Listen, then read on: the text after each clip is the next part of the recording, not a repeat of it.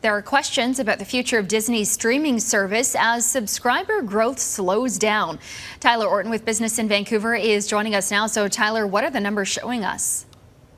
Well, it shows us that Disney Plus added 6 million fewer subscribers than expected. This is according to its latest financial results. And just look at Netflix. Just last week, we found out that Netflix added 4 million fewer than expected. Both companies are kind of plateauing in terms of subscribership, but it is a little bit more concerning for Disney Plus. They just launched that new Star tab with all of that content from the Fox library, and their service actually already costs significantly less than what Netflix does. So it means that without new content, it's going to be harder for it to compete. And there's no new shows expected until next month. But both companies can point to the fact that a huge surge was going to be inevitable amid this pandemic, and things are just going to naturally slow down, especially when we look at the fact that weather is warming up and mass vaccinations are underway. But still, it's going to raise a few eyebrows amongst investors in Disney at this point. Yeah, and it raises a question of whether we could see those prices for streaming services go up for Disney if they're trying to create new content.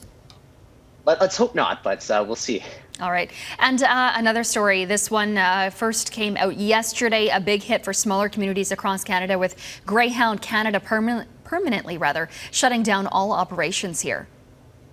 Yeah, and we're kind of used to this here in BC. They ceased operations in British Columbia and the rest of Western Canada back in 2018. But when the pandemic hit last year, Greyhound said they was going to suspend operations in Ontario and Quebec as well. Now Greyhound says it simply won't resume. There's been no revenue over the last year, and they don't see a way forward here in Canada. But it will continue with that Seattle to Vancouver route, as well as 4 other routes that either start or end in the United States. But it's still really kind of an end of an era for transportation here in Canada. Tyler Orton with Business in Vancouver on this Friday morning. Tyler, thank you so much. Thank you, Sonia.